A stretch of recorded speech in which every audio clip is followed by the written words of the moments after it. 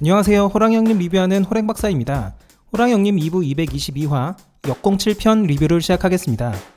지난 화에서는 의문의 인물 둘이 흰 눈썹의 임시 거처에 나타나면서 끝이 났었죠. 한 명은 엄청난 거구에 한 명은 마치 주술사처럼 체구가 작았는데요. 둘의 정체가 드러났습니다. 체구가 작은 인물은 첩현관이라는 인물이고 거구는 천리지라는 인물이었습니다. 둘은 최근 흰 눈썹에게 뭔가 이상한 낌새가 있었음을 눈치채고 직접 만나러 온 것이었죠. 첩현관이 조금 더 높은 위치에 있는 것 같고 천리지는 그를 보호하는 호위무사격으로 대동한 것 같습니다. 흰 눈썹은 언젠가 첩현관이 자신을 찾아올지도 모른다는 걸 어느 정도 예상은 한 것 같습니다. 첩현관은 그렇다 치고 천리지가 이 먼 동쪽 땅까지 왔다는 것에서 의외라는 반응을 보이죠. 엄청나게 환한 근육의 얼굴은 소년 같고 말투는 또 연륜이 있어 보이는 게 뭔가 특이한 분위기를 풍기는 인물인 듯 합니다. 이미 내공이 깊은 팬분들은 찾아보셨겠지만 이번에 등장한 첩현관이라는 직책에서 앞카 쪽 조직에 대한 힌트를 엿볼 수 있을 것 같습니다. 작품에서 첩현관은 환관의 직책 중 하나라는 설명이 나오는데요. 환관이라는 게 한마디로 내시입니다. 네이버 사전을 살펴보면 거세된 남자로서 궁중에서 벼슬을 하거나 유력자 밑에서 사역되던 자라고 되어 있는데요. 앞카 쪽에 내시로 구성된 조직이 있다니까 조금 생뚱맞을 수 있지만 설명을 조금 더 들어보시면 이해가 가실 겁니다. 호형의 시대적 배경이 1420년경으로 추측되고 있는데요. 첩현관을 알아보려면 당시 명나라를 들여다봐야 할 것 같습니다. 명나라 3대 황제였던 영락제는 1420년에 동창이라는 반역죄 전문 비밀 경찰 기관을 만듭니다. 정치적 반대 세력을 감시하고 억누르기 위한 기관이었고 그 지부가 조선에까지 설치될 정도로 막강했다고 합니다. 첩현관은 이 동창의 중간 직책 중 하나였습니다. 앞카의 부하로 첩현관이 등장한 걸 보면 작가님께서 명나라의 반역죄 전문 경찰기관이었던 동창에서 모티브를 얻으신 것 같습니다. 동창에 대해서 조금 더 알아보겠습니다. 영락제는 이 중요하고 막강한 기관의 수장으로 자신이 총애하던 환관, 즉 내시를 앉혀버립니다. 영락제는 자신의 세력을 키우는데 환관의 도움을 많이 받아서 굉장히 믿는 편이었고 내시들은 황궁 안에 거주하기 때문에 황제의 최측근 세력이 될 수 있었다고 합니다. 즉 당시 내시들은 황제에게 반역하려는 자들을 감시하고 처단하는 무시무시한 권력자였다는 거죠.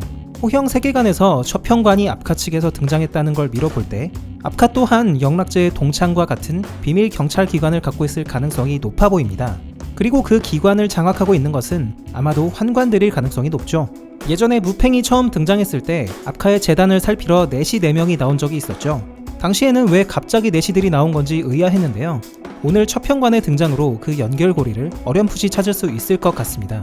그리고 이건 저의 뇌피셜인데요. 어쩌면 오늘 등장한 첩현관이 앞카의 조직이 아니라 실제로 명나라의 동창 소속일 가능성도 있을 것 같습니다. 호형 초반에 보면 명나라에서 오는 환관이 언급이 됩니다. 명나라 황제의 서신을 가져온 칙사로서 환관들이 조선을 방문하는데요. 조선 조정은 이들을 융숭하게 대접하느라고 정신이 없었죠.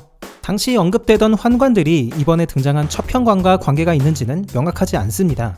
명나라, 조선 등 인간 세력과 앞카, 아린, 버일러 등 짐승 세력이 구체적으로 어떤 관계를 맺고 있는지는 아직 안 나왔죠. 그렇긴 하지만 인간 세력 안에 짐승 세력들이 관직을 차고 들어가 있을 가능성은 있습니다.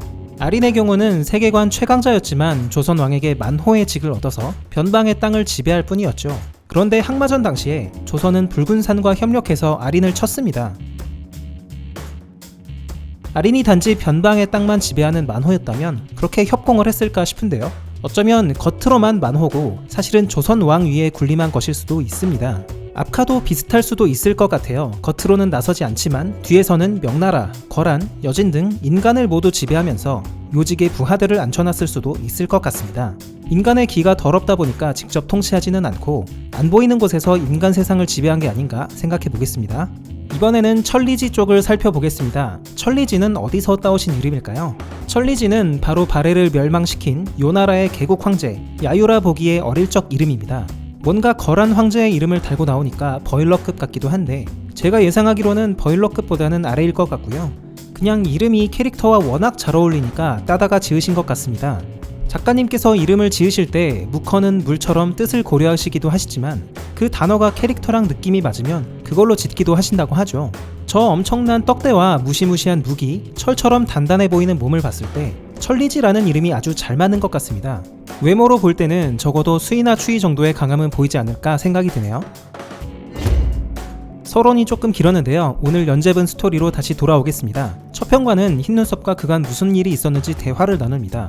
첫 편과는 앞카 측의 사람이다 보니까 이미 대방모가 반역했다는 것을 듣고 온 것 같은데요. 당시 대방모의 수급이 누군가의 지시로 소금에 절여져서 압송이 됐었죠. 반역에 대한 건이었기 때문에 아마 이 첩현관 쪽 조직에서 수급을 가져오라고 한 게 아닐까 예상이 됩니다. 만약 그렇다면 첩현관이 대방모 사건에 대해서 알고 있는 것도 이해가 가죠. 새들에 대해서 조금 더 조사해보겠다는 첩현관의 말에 흰눈썹은 당황합니다. 첩현관이 이 일에 깊게 파고든다면 자기에게도 좋을 것이 없죠. 지금 상황을 잘 생각해보면 흰눈썹과 이령이 저지른 거짓말도 약간 위태위태하게 보이기도 합니다. 흰눈썹과 이령은 흰눈썹이 황수의 힘에 공격받아서 다쳤다라고 시라무렌에게 누명을 씌웠죠. 그런데 하필 그 시기가 대방 개떼가 흰눈썹을 습격한 시기와 맞아떨어진다는 겁니다. 첩현관이 조사를 하다 보면 사실 황수의 힘은 대방 개떼를 공격한 것이고 흰눈썹을 구하기 위한 목적이었다는 걸 눈치챌 수도 있습니다. 지금은 이령이 시라무렌을 앞카와 철저히 격리시키면서 말려 죽이고 있고 흰눈썹도 이대로 그냥 시라무렌이 죽어주길 바랄 겁니다. 하지만 첩현관이 새들을 더 조사하겠다고 나섰고 시라무렌도 반격을 준비하고 있죠. 흰눈썹과 이령은 자신들의 목적 달성을 위해서 수많은 무고한 생명을 죽였는데요. 이제 그 대가를 받을 날이 점점 다가오는 것 같습니다. 다시 돌아와서 첩현관은 어르신께서 이제 걸음은 하시니 즉위식은 예정대로 할 수 있을 것이다 라고 합니다. 앞카가 항마전 이후에 아직도 잘 걷지를 못하는 것 같아요. 대체 아린을 소멸시킬 때 그 장엄한 피지컬은 어디 가고 왜 아직도 잘 걷지를 못하는 걸까요? 큰 외상을 입은 것 같지는 않아 보이는데요. 하여튼 앞카나 아린이나 흰눈썹이나 다리가 점점 안 좋아지는 이유가 뭔지 흰산 일족의 종특인 건지 궁금해집니다. 만약에 흰산 일족의 종특이라면 어째서 이령은 다리 부상에서 자유로운 것인지도 궁금하네요. 한편 첩현관은 흰눈썹이 지팡이를 짚는 것을 보고 다리를 수상하게 여깁니다. 흰눈썹은 끝까지 안 보여주려고 빼다가 결국 염동력에 의해서 반강제로 다리를 내보입니다. 첩현관은 맞지도 않는 범의 다리를 급하게 붙인 흰눈썹을 수상하게 생각하는데요. 저 다리는 역시나 빠르를 도와줬던 황맹부하의 다리를 급하게 잘라 붙였던 것 같습니다. 첩현관은 흰눈썹의 상태가 심각하다고 판단해서 데리고 복귀하려고 합니다. 그때 밖에서 엄청난 폭발음이 들리기 시작합니다. 바로 이령과 추이의 대결 소리였는데요. 땅의 흔들림이 느껴질 정도로 가까운 곳에서 전투가 벌어지는 것 같습니다. 이들이 전투에 개입하게 될 가능성 또한 점점 더 높아지는 듯하네요.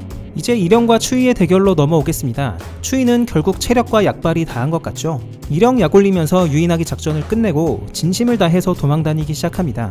이전에는 손으로 나무들을 치면서 흔적을 남기고 다녔는데 이제는 돌과 나무 등 흔적이 남지 않는 물체만 타고 다니는 모습입니다. 추이는 마지막 녹색 단약 하나를 손에 꼭 쥐면서 뭔가를 생각합니다. 불가능해, 너무 무리한 일을 오지 못할 거야 라면서 누구를 기다리는 듯한데요. 작전상 마지막 단약은 그 누군가를 만난 후에 쓰기로 결심한 것 같습니다. 추이가 기다렸던 그 인물은 바로 왕눈이였죠. 추이는 왕눈이에게 뭔가 요청을 했던 것 같은데요. 이 얘기는 뒤에서 조금 더 해보도록 하겠습니다. 한편 이령은 흰산 강가로 도망치던 추이를 발견하고는 번개같이 쫓아가서 무자비한 하이킥 한 방으로 추이를 쓰러뜨립니다. 이령이 공격 한번 할 때마다 추이는 비명과 고함을 엄청나게 크게 지르고 있는데요. 이령이 왜 이렇게 엄살이냐라고 할 정도로 고함을 크게 치고 있습니다. 크게 소리를 지르는 이유는 앞서 말씀드렸듯이 왕눈이가 듣게 하려는 작전으로 보입니다. 그런데 추이는 왜 빠르가 아니고 왕눈이에게 부탁을 했을까요? 개인적으로는 추이가 빠르를 너무 잘 알고 있기 때문이 아닐까 생각이 듭니다. 빠르라면 분명히 결정적인 순간에 자기 뒤통수 칠 거라는 걸 알고 있기 때문에 착한 왕눈이에게 부탁을 한 듯 싶어요.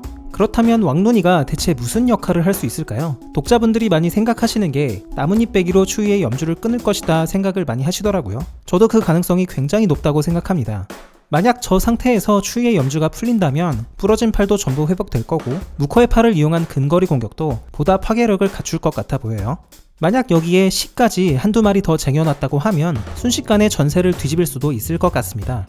게다가 지금은 장소가 흰산의 강가죠. 이령이 시를 흡수당해서 정신을 잃는다면 바로 흰산에 깊숙하게 처박힐 수도 있습니다.